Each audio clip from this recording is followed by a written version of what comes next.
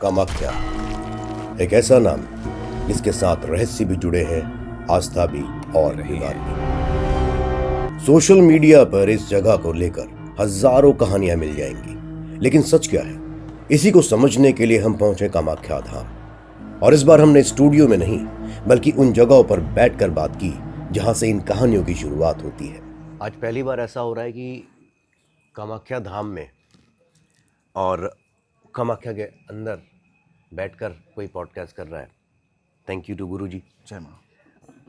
और अद्भुत एक्सपीरियंस है हमारे लिए भी, पहला एक्सपीरियंस है, और शायद आपके लिए भी पहला एक्सपीरियंस होगा कि आप ऐसा कुछ देखने जा रहे हैं जो अब तक किसी भी पॉडकास्ट में नहीं हुआ। गुरु जी, आप हमें यहाँ तक लेकर आए हैं, बहुत बहुत धन्यवाद। जय माँ कामाख्या। गुरु जी, कोलाचार और कामाख्या का कनेक्शन क्या है? कामाख्या से ही कोलाचार का आरंभ है, कामाख्या से ही आरंभ है। कुलानवा तंत्र में, योगिनी तंत्र में, सब जगह में ये वर्णना किया गया है भगवती का तंत्र के बारे में। यहाँ से ही आरंभ है। तो कोलाचार की स्टार्टिंग कामाख्या से हुई? एग्जैक्टली।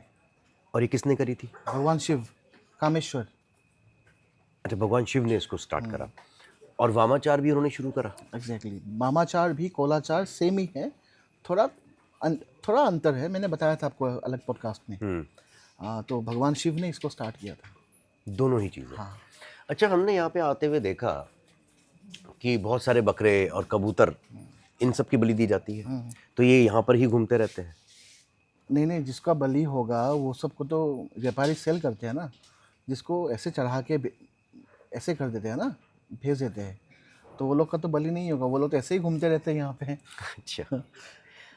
अच्छा, और भैरव तंत्र क्या है? अरे भैरव तंत्र तो एक तंत्र है जिसको भैरव सिद्धि में, अगर आपको चाहिए भैरव सिद्ध करना है तो वो भैरव तंत्र आपको कंठस्थ करना पड़ेगा। उसके बाद मंत्र जप करना पड़ेगा, तंत्र करना पड़ेगा। भैरव का बहुत नियम है, नीति है, बहुत सारा उनका प्रोसेस है, वो प्रोसेस आपको फुलफिल करना पड़ेगा। तो भैरव तंत्र और बाकी तंत्र, जिसको हम कुलान तंत्र कहते हैं, या हम अलग अलग तंत्रों के नाम दिए गए हैं, तो वो सेम ही चीज़ है या कुछ नहीं? डिफरेंस कुलार्णव होता है? तंत्र सबसे, कुलार्णव तंत्र हो गया, मुंडमाला तंत्र हो गया, योगिनी तंत्र हो गया, सबसे प्राइमरी है, सबसे ऊपर आता है। प्राइमरी कुलार्णव तंत्र सबसे प्राइमरी है। मेरा जो कोलाचार का जो टीचिंग्स है, मेरा जो कोलाचार का जो प्रचार है, वो सब कुलार्णव तंत्र से ही है। और मैं जो दीक्षा देता हूँ वो भी कुलार्णव तंत्र से ही दीक्षा होता है। कुलार्णव तंत्र से ही मैं शिष्यगण को बताता हूँ कि आप लोग ऐसे ही पाठ में चलिए, नहीं तो ज़िंदगी मुसीबत होगा आप लोग का। अच्छा, और यहाँ पर जो कबूतर की बलि दी जाती है, उसके पीछे का क्या रीज़न है? ऐसा नहीं है, कबूतर का बलि का मतलब वो नहीं है। कबूतर का बलि का मतलब सिंबॉलिक चीज़ जो बलि के लिए हम लोग बताते हैं। अच्छा, हम जब महाविद्याओं की बात करते हैं तो 10 ही क्यों है? 10 महाविद्या है। भगवती ने प्रकाश किया अपने आप को प्रकाश किया भगवती ने। अब जब हम ये बात करते हैं कि जब माँ के जो अंग थे वो बहुत जगहों पे गिरे, हाँ, तो उसके बाद जो मेन योनि अंग है वो यहाँ पे गिरे हैं। तो उसमें 10 ही महाविद्याएं क्यों बनी? 10 महाविद्या, भगवती ने प्रकाश किया अपने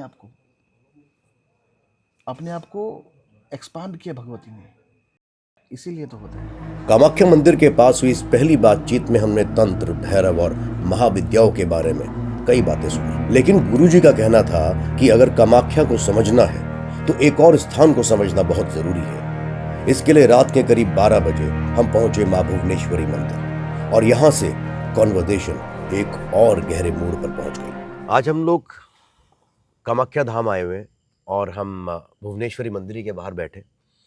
बहुत अद्भुत जगह है। रात का टाइम है, ऑलमोस्ट 12:15 हो रहे हैं। गुरुजी ने मुझे बोला कि हम रात को जाएंगे और कुछ चीज़ एक्सपीरियंस करेंगे, और हम वो एक्सपीरियंस करने आए हैं गुरुजी के साथ।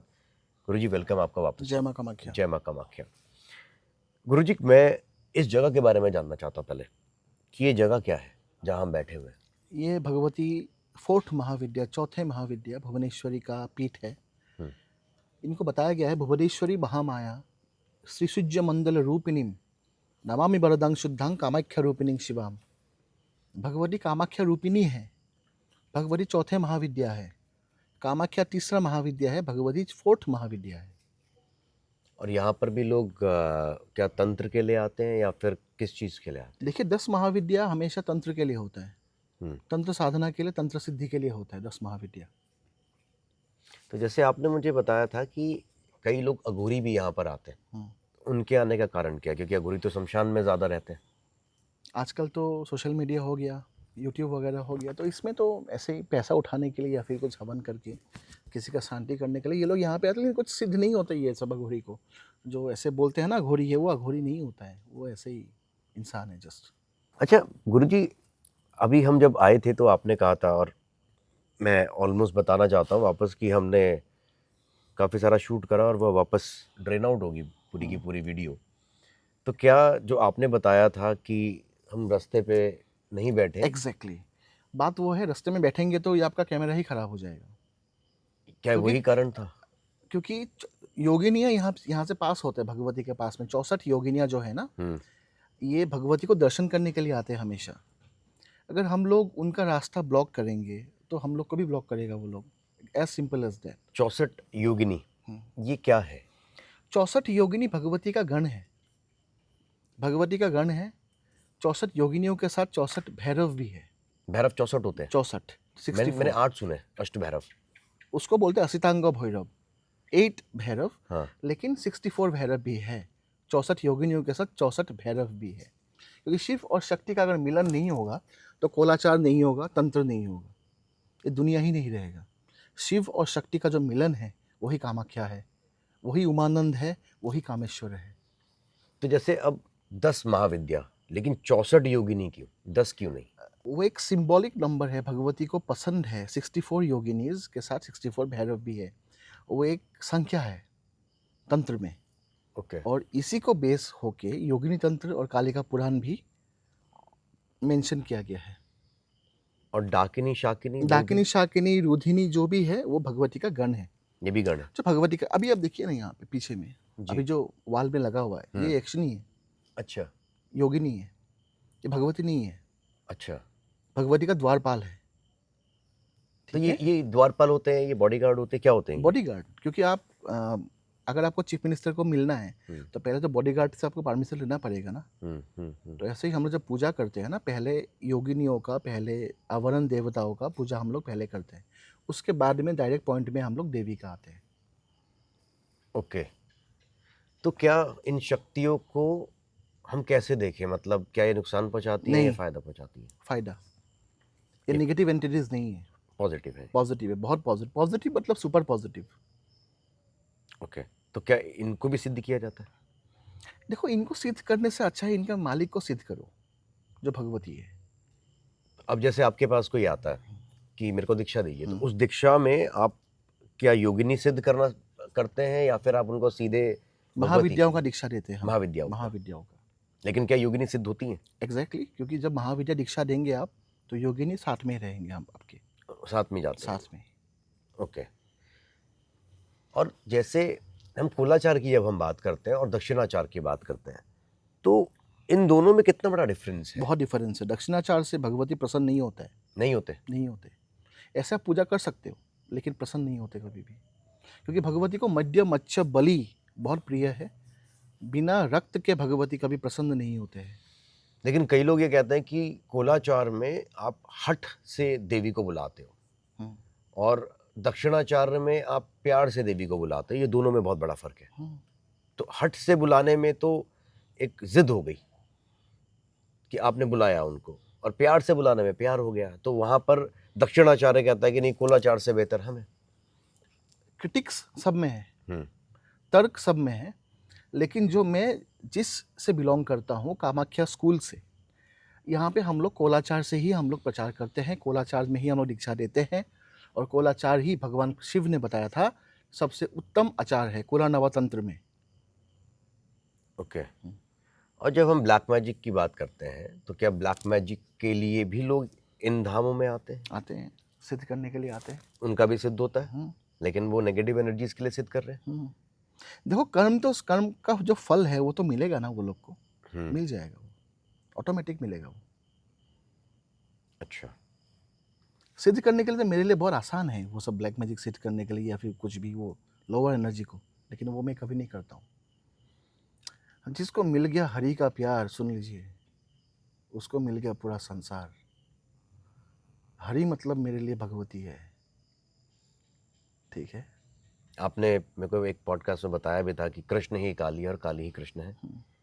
अच्छा, और इसमें मेरे को एक और चीज़ जाननी है कि वामाचार भी एक चीज़ है। वामाचार क्या है? वामाचार कोलाचार से थोड़ा सा लेफ्ट और है, कैसे? और थोड़ा लेफ्ट है। वहाँ पे पंचमकार का ज़्यादा यूज़ होता है वहाँ पे। वो वामाचार है। हाँ जी। तो तारापीठ में वामा खेपा थे, हम्म, उन्होंने वो प्रैक्टिस किया था। वशिष्ठ मुनि ने वो प्रैक्टिस किया। वशिष्ठ मुनि ने हमें हालांकि कोलाचार यहाँ पे लेके आया असम में। वशिष्ठ मुनि यहाँ कामाख्या आए थे, भगवती को तुलसी पत्र दे के, गंगा जल दे के पूजा करना चाहे थे, लेकिन भगवती प्रसन्न नहीं हुए। तो वशिष्ठ मुनि जाए चाइना में, चीनाचार में, वहाँ पे जाके उन्होंने सीख लिया कोलाचार से भगवती को कैसे पंचमकार से पूजा करते हैं। उसके बाद ही भगवती सिद्ध हुआ तारा, जो तारापीठ में है। अच्छा, क्योंकि तारा को सिद्ध करने के लिए जब वशिष्ठ मुनि गुवाहाटी में, आसाम कामरूप में आए थे, उनको सिद्ध नहीं हुआ यहाँ पे। तो तारा जो सिद्ध होगी वो वामाचार से ही हो सकती है। वामाचार, तारा तो कंप्लीट वामाचार, कंप्लीट कोलाचार से सिद्ध होगा। दक्षिणाचार से तारा का भी सिद्ध इम्पॉसिबल है। लेकिन तारा की पूजा भी बहुत सात्विक तरह से करी जाती है बहुत जगहों पे। वो अपने अपने ऊपर डिपेंड करता लेकिन है। क्या वो गलत है? गलत कुछ भी नहीं है। भक्ति करना, भगवती को भक्ति करना, भगवती को फूल अर्पण करना, भगवती को धूप दीप नैवेद्य और अर्पण करना, ये बहुत अच्छा बात है। ये सब कोई कर सकते हैं। घर में फ़ोटो लगाइए, घर में फ़ोटो लगा के भगवती का पूजा पाठ कीजिए, मंत्र जप कीजिए। बीज मंत्र नहीं, हालांकि अगर आप लोग दीक्षा लेना चाहते हो तभी आप बीज मंत्र का उच्चारण कर सकते हो। बस बाकी नॉर्मली भक्ति कीजिए, जैसे भगवान कृष्ण का भक्ति हम लोग करते हैं। अच्छा, तंत्र को लेके एक मिसकंसेप्शन है सोसाइटी में, जो मैंने आपसे पहले भी बात करी है।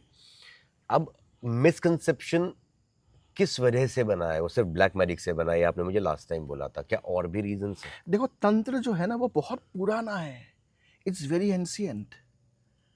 जब से सिविलाइजेशन स्टार्ट हुआ है, जब से हड़प्पन सभ्यता स्टार्ट हुआ है, तब से तंत्र है।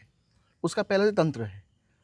भगवान कृष्ण सबसे बड़ा तांत्रिक है, इसीलिए आदमी ने उसको अपभ्रंश करके उल्टा पुल्टा बात बोल के तंत्र को ब्लैक मैजिक के साथ जोड़ दिया है। मैं एक चीज जानना चाहता हूँ अभी आपसे। कामाख्या को आप देख लो। कामाख्या अभी यहाँ पे जब से भक्ति स्टार्ट हुआ है, भक्ति कब से स्टार्ट हुआ है? 1200 सेंचुरी, मतलब 1200 एडी। चैतन्य देव आए, हरिदास आए, कोई आए, तब से स्टार्ट हुआ। तंत्र कब से हुआ? जब से सिविलाइजेशन स्टार्ट हुआ। तंत्र वाज देयर सिंस बिफोर। ठीक है, तो आपसे सुपर इम्पोज मत कीजिएगा कि भक्ति सबसे इंपॉर्टेंट है, हम भगवान को पूजा का नाम जब, ऐसा नहीं होता है। ये मैसेज मेरा हमेशा रहेगा, ये मैसेज मेरा हमेशा रहेगा कि वो खाली वो वृंदावन वाला कॉन्सेप्ट नहीं रहेगा कामाख्या में। वृंदावन के बहुत भक्त भी यहाँ पे आते हैं, कामाख्या भी वो भगवती का जो बलि का प्रसाद होता है वो भी खाते हैं। वो प्रबंधन को मालूम है क्या? वो कोई वहाँ पे जो संत है उसको मालूम है क्या? नहीं मालूम है ना। और कामाख्या को हार्ट ऑफ तंत्र कहा जाता है। हार्ट ऑफ तंत्र तो मतलब किसी भी तरह का तंत्र है, वो यही आके या तो होगा या कटेगा। भगवती योनि रूपिणी है, योनि मुद्रा है भगवती। भगवती का वर्णना मेरा जीभ से मैं कैसे कर सकूं? मैं एक नौकर हूँ उनका, भगवती का। मुझे ज़िंदगी में आज तक जो मिला है वो भगवती के लिए मिला है। मैं उनके लिए ज़िंदा रह रहा हूँ, अभी उनके लिए ही मैं ख़त्म हो जाऊँगा, दूसरा कुछ बात नहीं। और क्या बलि जो आप कहते हो, तो क्या बलि रोज दी जाती है? एग्जैक्टली, डेली बलि होता है यहाँ पे। किस चीज़ की?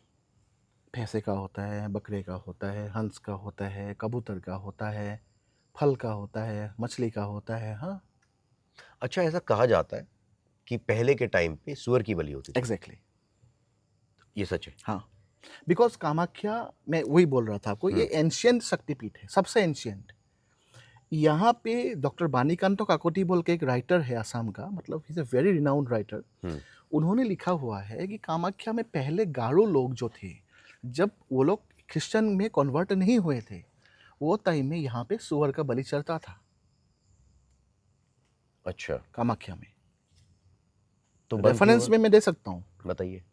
रेफरेंस है डॉक्टर बानीकांतोस काकोटीज मदर गॉडेस कामाख्या, वो किताब है, उसमें वो एक थीसिस पेपर है। तो बंद वो क्यों हुआ Garo, Khasi and tribal people are the original people of Assam. अभी हम ब्राह्मण हैं, हम लोग को राजा ने बुला के यहाँ पे ला के प्रतिष्ठा किया है, लेकिन जो ट्राइबल लोग हैं जो ट्राइबल इंसान है यहाँ पे, राभा, गारो, कोचारी, बोरो, वही लोग भगवती को पूजा करते थे पहले, अभी भी कर रहे हैं। वही लोग करते मैंने रिसेंटली लास्ट ईयर कामाख्या मंदिर एक उद्घाटन किया था, मैंने खुद भगवती कृपा से मैंने बनाया था एक राभा गांव में। वो लोग तो भगवती को ही पूजा करते हैं ना।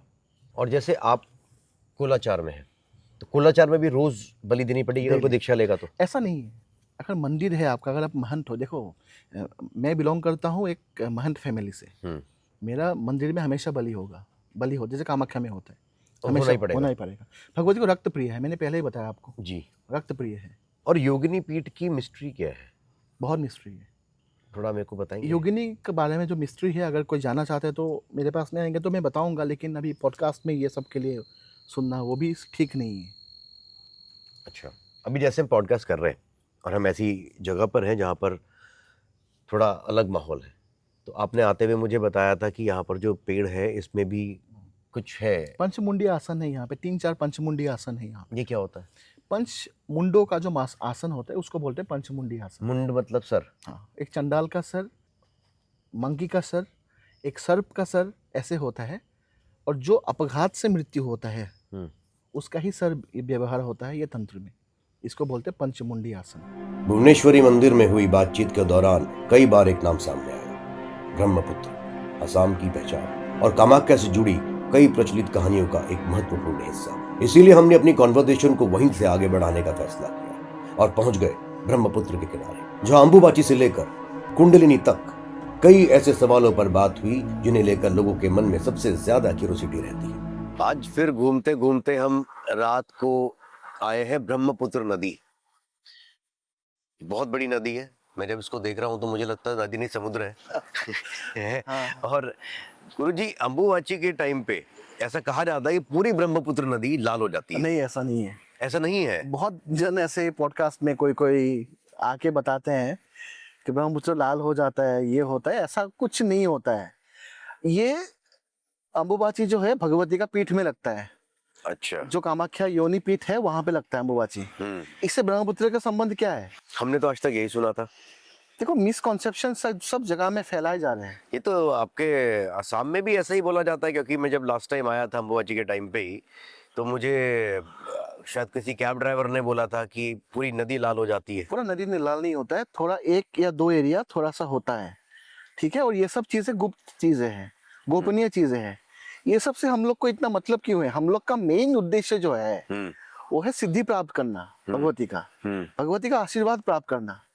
हम लोग को ये सब में क्यों जाना है कि लाल होता है कि नहीं नदी, ये होता है कि नहीं, योनि पीठ कैसा है क्या नहीं, हम लोग को उस सब में जाना कुछ नहीं है ना। हम लोग को सिद्धि चाहिए, हम लोग को भगवती के पास आना चाहिए। तो इतना इंक्विजिटिवनेस अगर आप लोग का पास में है, माइंड में, जिसका ऑडियंस को मैं बोल रहा हूँ, तो आप लोग इंक्विजिटिवनेस, आप लोग ये सोचिए कि आप लोग सिद्ध कैसे कर पाओगे। भगवती को सिद्ध करना इतना आसान बात नहीं है, वो भी महाविद्या को। मैं आपसे ना महाविद्या के बारे में बात कर रहा था, तो 10 है महाविद्याएं, 10 ही क्यों है? भगवती ने अपने आप को प्रकाश किया है 10 महाविद्या, 10 रूप में। काली, तारा, सुधाशी, त्रिपुर सुंदरी, ऐसे करके बहुत रूप हो गया भगवती का अलग अलग। जैसे मैंने आपको बताया था कि भगवती का गण होता है 64 योगिनियाँ, 64 भैरव। तो भगवती का गण है, गण को हम लोग पूजा करते हैं, गण को हम लोग पूजा पाठ करते हैं। उसके बाद में हम लोग जो भगवती को पूजा है वो नित्य पूजा में हम लोग करते हैं। उसके बाद 1600 साल से पूजा होता है, उसके बाद बलि विधान होता है, उसके बाद सब कुछ हवन वगैरह उसके बाद होता है, एक नियम है। लेकिन मेरा सवाल ये है कि 10 ही क्यों है? 9, जैसे 9 दुर्गे है। हाँ, दुर्गा 9 है, लेकिन महाशक्ति या हम जब महाविद्या की बात करते हैं वो 10 है। भगवती ने, वही मैं बोल रहा हूँ आपको, भगवती ने अपने आप को प्रकाश किया है, अपने आप को एक ऊर्जा, एक शक्ति में प्रकाश किया। जैसे लाइट जल रहा है अभी यहाँ पे, ये एक शक्ति है। ये शक्ति किसका शक्ति है? ये महाविद्या का शक्ति है। तो भगवती ने अपने आप को प्रकाश किया। और हम लोग इतना नादान हैं, इतना हम लोग में अकल नहीं है कि हम लोग सोचते हैं कि हम लोग 10 महाविद्याओं को भी हम लोग सिद्ध कर लेंगे। कभी नहीं हो पाएगा। अगर आप एक महाविद्या को भी सिद्ध कर लिया आप, पॉसिबली, तब आप बहुत बड़ा आदमी बन जाओगे। वो तो एक महाविद्या के लिए एक जीवन क्या 2-3 जीवन आपको चाहिए सिद्ध करने के लिए, वो इम्पॉसिबल है। और बहुत जन मेरे पास में आके पूछते हैं, गुरुजी आप 10 महाविद्याओं का दीक्षा देते हो क्या? हाँ देता हूँ, लेकिन एक आदमी को 10 महाविद्याओं का दीक्षा मैं नहीं देता हूँ। एक बारी में एक बार में एक का मतलब है एक महाविद्या जिसको मिल गया, उसके बाद वो बाकी महाविद्याओं का वो पूजा पाठ जप वगैरह हवन वगैरह कर सकता है। ये कोई मतलब नहीं है कि 10 महाविद्याओं का आप दीक्षा ले लो। 10 महाविद्याओं, एक महाविद्या अगर आपको हासिल हो गया, एक महाविद्या का आपको मंत्र मिल गया, तो आप 10 महाविद्याओं का पूजा पाठ कर सकते हो। यही मेन कॉन्सेप्ट है दीक्षा का। सब कोई सोचता है कि मुझे 10 महाविद्या का दीक्षा चाहिए, मुझे ये 64 योगिनी का दीक्षा चाहिए। तब तो जिंदगी भर दीक्षा लेते ही रहो, सिद्धि कहाँ पे खोजोगे आप? सिद्धि मिलेगा ही नहीं। जिंदगी भर यही सब दीक्षा लेते रहो तब तो कुछ होगा नहीं। मेन बात वो है। अच्छा, कामाख्या जो धाम है, इसकी कोई तो कहानी होगी, कुछ हिस्ट्री होगी। ये तो सब जानते हैं जो हमने अभी तक बात करी है, और बहुत सारे पॉडकास्ट में और भी बातें हुई है कि शिव पार्वती, हम जब सती माता की बात करते हैं तो यूं नहीं गिरी यहाँ पर और इस वजह से हुआ। लेकिन किसी ने तो यहाँ पर आइडेंटिफाई करा होगा, और किसी ने तो शुरू में तंत्र शुरू करा होगा, या ऐसी जगह बनाई होगी जो इतनी शक्तिशाली बनी है। ये भगवती गुप्त तरह से यहाँ पे थे। जब से स्टार्ट हुआ है, जब से ये दुनिया, जब से ब्रह्मांड स्टार्ट हुए हैं, भगवती यहाँ पे गुप्त तरह कैसे थे। आदि शंकराचार्य यहाँ पे आए, उनको कॉलेरा हो गया क्योंकि उन्होंने यहाँ पे आके भगवती को वैदिक मार्ग से पूजा करना चाहा। उनको कॉलेरा हो गया, उनको बीमारियां हो गए, भगवती प्रसन्न नहीं हुए। उसके बाद में और भी राजा आए जो ब्राह्मण्स को, जो ब्राह्मण होता है वो लोग को यूपी वगैरह से लेके आए, यूपी से लेके आए, कन्नौज से लेके आए, वेस्ट बंगाल का नोडिया से लेके आए। वहां से लेके आने के बाद में यहाँ पे तंत्र का जो है ना एस्टेब्लिशमेंट हुआ यहाँ पे। तो कामाख्या शक्तिपीठ ऐसा पीठ है जहाँ पे भगवती को हमेशा तंत्र मार्ग से ही पूजा जाएगा। यहाँ पे वैदिक सिस्टम ऑफ पूजा होता नहीं है। हालांकि हम लोग देखते हैं इंडिया में, हम लोग का सब जगह में, भारत में वैदिक तरह से पूजा होता है। अच्छा, जो लोग यहाँ पर रहते हैं, ऐसे हम देखते हैं कि कामाख्या धाम बहुत शक्तिशाली है, दुनिया से लोग आ रहे हैं यहाँ पर, जो है पूजा कर रहे हैं, उनकी मनोकामना पूरी हो रही है। मैं भी जब आपके साथ वहां पर गया तो बहुत सारे लोग बाहर बैठे हैं, लेटे हैं, गरीब भी है यहाँ पर, तो उनका भला क्यों नहीं हो रहा है? अगर वो शक्तिपीठ के पास ही है, मतलब वो तो उनके पास तो सबसे बड़ी अप्रोच है। बाहर से आकर लोगों की मनोकामना पूरी हो रही है, उनकी यहाँ रहकर नहीं हो रही है, ऐसा क्यों? एक सिंपल एग्जांपल ले लीजिए आप। बैंक, जो पैसों का बैंक होता है, सपोज एसबीआई, एसबीआई का पास में भिखारी भी रहता है, एसबीआई का पास में मीडियोकर कस्टमर भी रहता है, एसबीआई का पास में अच्छा वाला हाई प्रोफाइल कस्टमर भी रहता है। तो वो क्या है? चीज सेम चीज है। नहीं, लेकिन वो तो कमाने के ऊपर बात हो गई। एग्जैक्टली अगर आप इसको नॉलेज, अगर आप इसको सिद्धि की तरफ से आप बात करोगे, अगर आप सोचोगे कि यहाँ पे भिखारियों का क्यों अच्छा नहीं हो रहा है, क्योंकि कर्म के लिए नहीं हो रहा है। जो पिछले जन्म में कर्म किए थे वो कर्म अच्छा नहीं था इन लोग का, इसीलिए अभी भुगत रहा है, अभी भोग रहा है ये कर्म को। अगर ये जिंदगी में कर्म अगर अच्छे से कर लिया तो नेक्स्ट लाइफ में हम लोग का भगवती सिद्ध होगा। किसी किसी का सिद्ध जो है ना, सिद्धि ऐसा चीज है कि किसी किसी को दीक्षा लेने के 1 महीने के अंदर ही सिद्धि मिल जाता है, किसी किसी को होल लाइफ टाइम सिद्धि नहीं मिलता है। ये बात है। और कुंडली अवेकिंग की बात होती है, लोग आजकल बात करते हैं कुंडली जागृत करना। क्या वो इतना आसान है जागृत करना कि कुंडली को कोई भी जागृत कर लेता है? कुंडलिनी अगर आप जागृत करोगे तो आप जिंदा पागल हो जाओगे, आप पागल हो जाओगे। लोग ऐसा कहते हैं कि कामाख्या में आके लोग कुंडली जागृत कर लेते हैं अपनी। ये सब क्या बोले, और बोलने के लिए तो बहुत सारा बात है, लेकिन बात ऐसा है कि कुंडलिनी अगर आप जागृत करोगे तो आपका जो प्रेशर जो है ना इतना बढ़ जाएगा आपका ब्रेन में, वो आपको जिंदा रहने नहीं देगा। अधिकतर ऋषि मुनियों, अधिकतर साधु संत, अधिकतर साधक को आप देखोगे वो लोग पागल है। पागल है वो, मैक्सिमम जन पागल है। पागल हुआ क्यों? क्योंकि ऑटोमेटिकली, इनडायरेक्टली भी, डायरेक्टली भी, जान के भी, बिना जान के भी वो लोग का कुंडलिनी शक्ति जागृत हो गया है, जिसको वो लोग पाल नहीं सकते। अभी सेक्सुअल एनर्जी का जो बात है, हम लोग सेक्स का बात करते हैं, जो सेक्सुअल एनर्जी, जो काम एनर्जी है, तो वो बहुत पावरफुल है। वो एक इंसान के लिए वो सबसे इंपॉर्टेंट, सबसे पावरफुल एनर्जी है। अभी हम लोग उसको ही प्रिजर्व नहीं कर सकते, अभी अब हम लोग उसको ही कंट्रोल नहीं कर पा रहे। सेक्स को हम लोग कुंडलिनी में कैसे हम लोग उसको कंट्रोल कर सकें। और जो ये बताते हैं कि संकल्प ले लिया मैंने, ब्रह्मचारी बन गया, उसके बाद जिंदगी भर आजीवन ब्रह्मचारी रहूंगा, ये सब ढोंग है। क्योंकि काम ऐसा एक चीज है जो इम्पॉसिबल है इसको कंट्रोल करना। अगर किसी ने कंट्रोल कर लिया इसको, तब तो वो भगवान तुलना हो जाएगा उसका, इतना बड़ा शक्ति है। एंड कुंडलिनी उससे भी बड़ा शक्ति है। आप एक काम शक्ति को आप देखो, उसका 1000 टाइम्स मल्टीप्लाई अगर करोगे तो वो कुंडलिनी है। तो वो भी कहाँ पे है? मूलाधार से लेके सहस्रार तक, तो चक्रस है ना हम लोग का, सहस्रार में हम लोग का कुंडलिनी आके बैठेगा। तो उसको कंट्रोल कैसे करोगे आप? इसीलिए आदमी कंट्रोल नहीं करके आदमी पागल हो जाता है, पूरा कॉम्प्लीटली पागल। स्टेट ऑफ मैडनेस बोलते हैं हम लोग। साधक रामकृष्ण परमहंस, स्वामी विवेकानंद, सबका कुंडलिनी शक्ति जागृत था। रामकृष्ण को तो पागल ठाकुर बोलता था, पागल। कभी कभी रामकृष्ण पूजा करते थे, कभी कभी पूजा नहीं करते थे।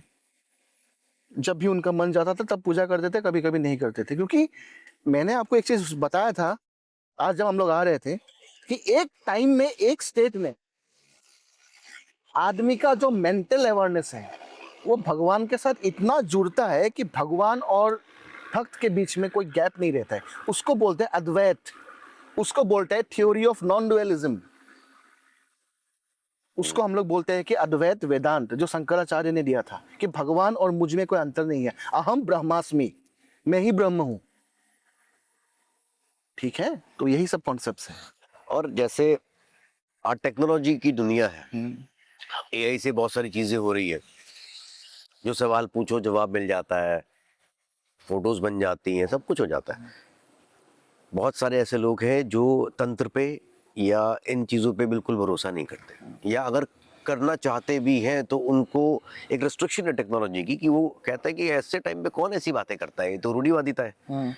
उनको कैसे आप बताते हैं या कैसे उनको समझाएंगे कि ये चीज़ मैं क्या उन है? लोग को बताता हूँ कि एक बार मेरे पास में आए, आश्रम में एक बार आए, भगवती बगलामुखी के पास में एक बार आए। उसके बाद उन लोग का जो चेंजेस होगा वो ऑटोमेटिक चेंजेस होगा। मेरे पास आईआईटी का, एमआईटी का बहुत प्रोफेसर्स आते हैं जो पहले विश्वास नहीं करते भगवती को, जो शक्ति विश्वास नहीं करते, बाद में वो सब जाके ही एक अच्छा साधक बनते हैं। क्योंकि जब आपको कामाख्या बुलाते हैं, जब सुदर्शनी बगलामुखी आपको बुलाते हैं ना, तो आपको आना ही पड़ेगा हमेशा। आप उसको इनकार नहीं कर सकते हो, आपको आना पड़ेगा। भगवती के सामने आके अपने आप को समर्पण करना पड़ेगा, जैसे मैंने अपना जिंदगी में खुद को समर्पण किया भगवती को। ब्रह्मपुत्र के किनारे हुई इस लंबी बातचीत में हमने तंत्र, सिद्धि और गुरुजी के विचारों को समझा। लेकिन एक सवाल अब भी बाकी था, आखिर एक ऐसा व्यक्ति जिसने सिविल सर्विसेज का रास्ता देखा, वो तंत्र के इस मार्ग पर कैसे आया? इस सवाल का जवाब जानने के लिए हम पहुंचे गुरुजी के अपने मंदिर और साधना स्थल पर, जहां कॉन्वर्सेशन तंत्र से निकलकर उनकी व्यक्तिगत यात्रा तक पहुंच गई। आपने सिविल सर्विसेज छोड़ी और आपने छोड़ने के बाद तंत्र मार्ग चुना, ऐसा क्यों? बहुत इंपॉर्टेंट क्वेश्चन आपने पूछा मुझे आज। इंपॉर्टेंट क्वेश्चन इसलिए है क्योंकि सिविल सर्विसेज का बात अलग है और तंत्र मार्ग का बात अलग है। क्योंकि तंत्र में जो मैं सेवा कर सकता हूँ एक साथ अराउंड 1000-2000 पीपल का, सिविल सर्विस में ऐसा नहीं होता है। आपको डीएम बुलाएगा, आपको एडीएम बुलाएगा, आपको ये करेगा, वो करेगा, आपको प्रॉब्लम होता है उसमें। तो मैं किसी के अंदर नहीं रह सकता हूँ, I cannot stay under someone. तो मैं हमेशा रहूंगा तो ओनली आई स्टे भगवती के नीचे में। वही इसके लिए देखिए आजकल क्या होता है ना कि सरकारी नौकरी जो है सबको चाहिए। सबको बोलता है सरकारी नौकरी दे दो तभी लड़की मिलेगा शादी करने के लिए, नहीं तो नहीं मिलता है ना। आजकल ऐसा ही हो रहा है। आसाम में तो इम्पोर्टेंट बात वही है। नहीं, असम में नहीं, और भी जगह पे है। आसाम में जस्ट मैं यहाँ पे रहता हूँ ना, मुझे मालूम है। क्योंकि यहाँ पे आपको गवर्नमेंट नौकरी नहीं होगा ना तो आपको ब्राइट भी अच्छा नहीं मिलेगा आपको। लेकिन उसके बाद भी आपने तंत्र मार्ग चुना, और वो भी फर्स्ट क्लास ऑफिसर, हाँ, वो भी छोड़ के। देखो तंत्र में जो मजा है ना, वो कहीं पे मजा नहीं है ऐसा। जो छोड़ेगा ना उसको मालूम चलेगा। देखो, त्याग इंपॉर्टेंट है लाइफ में। आज आप देखिए मोहित जी, मैं बोल रहा हूँ आपको, गौतम बुद्ध अगर बीबी को नहीं छोड़ता वो रात को, अगर बच्चे को नहीं छोड़ता वो रात को, आज उसको बुद्ध हम लोग नहीं बोलते। वो टाइम में, वो समय में अलग था। उसने बोलता था ये राजा छोड़ के चला गया, ठीक है। लेकिन आज हम लोग उसको बुद्ध बोलते हैं, आज हम लोग उनको महावीर बोलते हैं। आज जैनिज्म को जिसने एस्टेब्लिश किया उनको महावीर बोलते हैं, बुद्धिज्म को एस्टेब्लिश किया। क्या पता कल परसों मेरे नाम में भी धर्म एस्टेब्लिश हो जाए। माँ की कृपा। भगवती सब भगवती है। लेकिन मुझे बड़ा मजा आया, हमने इतनी सारी चीजें टच करी हैं इस पॉडकास्ट में, और इतनी मल्टीपल जगहों पर हमने पॉडकास्ट करा। शायद हमारे चैनल पे पहली बार ऐसा है कि हमने इतनी जगहों पे जाकर अलग अलग। लेकिन दिक्कतें भी आए हैं आपको, दिक्कत बहुत आए होंगे, क्योंकि पता है आपको कीड़े वड़े वो सब पड़ गए ना आपके वहाँ पे। आपने बताया था ना कि वो योगिनी योगिनी है। 64 योगिनीज वो प्रॉब्लम करते हैं थोड़ा कभी कभी, लेकिन सही गया। लेकिन मुझे डर नहीं लगा, मैं ऑनेस्टली बताता हूँ, मैं रात में ऐसी जगहों पे गया आपके साथ और दैविक था, डर नहीं लगा, अच्छा लगा। एक अद्भुत एक्सपीरियंस है। मुझे लगता है एक्सपीरियंस को प्राप्त करने के लिए लोगों को स्वयं आना चाहिए, घर बैठ के एक्सपीरियंस नहीं। नहीं, घर बैठ के आपका पॉडकास्ट देखेगा ना, एक्सपीरियंस करना है तो यहाँ पे आओ, यहाँ पर आना पड़ेगा। लेकिन नींद को छोड़ना पड़ेगा। वो बात बोल दो आप करके मेरे में बोल दो खाली। हाँ, नींद तो छोड़नी पड़ेगी। 3 दिन से गुरु जी तो सोते ही नहीं है, इनको सोते भी नहीं देखा, और 3 दिन से हमें भी नहीं सोने दिया इन्होंने। और लेकिन अगर हमने नींद खोई है तो हमने बहुत कुछ पाया है, बहुत कुछ पाया है। वो एक्सपीरियंस यहीं आकर मिल सकता है। तो आपको अगर वो एक्सपीरियंस चाहिए, दैविक, यहाँ पर आइए, उस एनर्जी को फील करिए, और उस एनर्जी को जब आप फील करेंगे तो उसको शायद पूरी जिंदगी नहीं भूल पाएंगे। लेकिन गुरुजी, मैं चाहता हूँ कि सबको आशीर्वाद दीजिए, सबका भला, और मुलाकात होती रहेगी आपसे। नहीं, सबका भला होगा, लेकिन बात ऐसा है ना कि सबको अपना अपना ढंग छोड़ना पड़ेगा, और वो ढंग से जी रहे हैं। मैं ये नहीं बोल रहा कामाख्या में आओ, मैं ये नहीं बोल रहा हूँ, सुन लीजिए, फिर से बोल रहा हूँ, मेरे पास में आओ, नाम जप करो, सिद्धि प्राप्त होगा आपको, वो नहीं बोल रहा हूँ। जैसे कि वो प्रेमानंद महाराज बोलते हैं ना, वृंदावन में आओ, नाम जप करो, राधा नाम जप करो, सिद्धि मिलेगा आपको। वो सब ढोंगी है। फिर से बोल रहा हूँ, सब ढोंगी है। वृंदावन का कोई भी मुझे पूछ ले, कुछ भी कर ले, मुझे पता है नाम जब से डायरेक्टली कुछ काम नहीं होता है, दीक्षा लेना पड़ता है। दीक्षा के बाद में जो 20 मंत्र होता है उसको जप करना पड़ता है, तब ही सिद्धि प्राप्त होता है। नॉर्मली ऐसा नहीं है कि आशीर्वाद सबको है, लेकिन बात ऐसा है ना कि प्रॉब्लम सबका है। फोन कॉल्स आएगा, ये पूछेगा वो पूछेगा। मुझे फोन कॉल्स इतना नहीं चाहिए, टू बी वेरी फ्रैंक। मुझे नहीं, मैं आई एम वेरी हैप्पी, कल भी मैंने बताया आपको, इन माई लाइफ। लेकिन जो जेन्युइन प्रॉब्लम जिसका है उसको I will try to solve it. मैं ट्राई करूंगा भगवती के चरण में। वही बात है, मैं कभी वो नहीं करता हूँ, मंच नहीं बुलाता हूँ यहाँ पे, या फिर मंतव्य नहीं करता हूँ अब ये कर लो वो कर लो। तो मैं रिक्वेस्ट करूंगा एक बार कि आप पधारिए वृंदावन में, आपको वहाँ की एनर्जी भी फील करने की जरूरत है बहुत ज्यादा। देखिए, क्योंकि मेरा मेरा मानना यह है कि ये आस्था का विषय है। जो लोग आस्था के लिए वहां जा रहे हैं, उनको नाम जप से सुख मिल रहा है, तो उनको वो सुख, और अगर किसी को साधना करके सुख मिल रहा है तो उसको वो सुख। तो एक बार आप नाम जप का सुख भी लेकर देखिए, एक बार वृंदावन आइए आप। देखो, नाम जप इज ए प्राइमरी स्टेज। अभी जो वहां पे कथावाचक है, पॉपुलर कौन है बोलिए आप? बहुत सारे हैं ऐसे तो। नहीं, पॉपुलर सबसे पॉपुलर कौन है? आप तो प्रेमानंद जी बोलते हैं, वही बोल रहा हूँ लेकिन ना, प्रेमानंद जी कथावाचक नहीं है, पॉपुलर है ना, पॉपुलर है। उनका लेवल अलग है, और जो कथा सुनने आते हैं उनका लेवल अलग है। अब यार मेरे पास में आ रहे हो, मेरे पास सिद्धि है, मैं कुछ भी बोल सकता हूँ आपके बारे में, तो आप तो मोहित हो जाओगे ना मेरे से, नाम ही मेरा। नाम ही मोहित है आपका। बात तो वही हो गया। एंड सेकंड चीज I am saying you, Vrindavan में गया हूँ, गोपेश्वर महादेव, प्रेम मंदिर, उसके बाद जमुना के तट पे वहां से मिट्टी निकाल के मैंने खुद स्नान भी किया अच्छा, जमुना के तट से। इसका मतलब ये नहीं कि मैं वैष्णव बन गया। भागवत में बोला गया है, भागवत, श्रीमद् भागवत में, वैष्णवा यतः शंभु, भगवान विष्णु जितना शाक्त है उतना ही शाक्त भगवान शिव भी है, ये बोला गया है और ये लिखा गया है। बात ऐसा है ना, मुझे ना प्रेमानंद महाराज से कुछ नाराजगी है, ना उनको मुझ पे होना चाहिए, ना ये कुछ केस करे मेरे ऊपर, ना मैं केस करूं उनके ऊपर, ये सब नहीं चाहिए। हम सब सनातनी हैं, लेकिन हम लोग का मार्ग अलग अलग है। बिल्कुल। लेकिन एक ही पॉइंट है जहां हम लोग मिलेंगे, वही है कि साधना, भगवती सिद्धि, वही हम लोग मिलेंगे। वो भगवान भगवती राधा को पूज रहे हैं, मैं काली माता को पूज रहा हूँ, सेम पॉइंट में हम लोग मिलेंगे। बात वही है। देखिए इसमें कंट्रोवर्सी नहीं होना चाहिए, क्योंकि बिकॉज आजकल क्या होता है ना कि सनातनी में बहुत कंट्रोवर्सी होता है। रिसेंटली बागेश्वर महाराज और ये अभी मुक्तेश्वर का कंट्रोवर्सी हुआ, संघर्ष का कंट्रोवर्सी हुआ, तो इसमें नहीं पढ़ना चाहिए जी, ठीक है। तो मैं यही, this is a message from my side.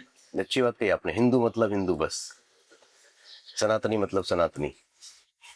ये no Muslim, that's it, it's a clear message, no Bangladeshi और नो मुस्लिम, दैट्स इट। अगर कोई खराब पाएंगे तो पाने लीजिए, आई डोंट केयर एनीवन। ठीक है गुरुजी, आपकी बात बहुत अच्छी लगी और माँ का आशीर्वाद सदा सब पे बना रहे, और आप जरूर आइए वृंदावन, आपको हम लेकर चलेंगे।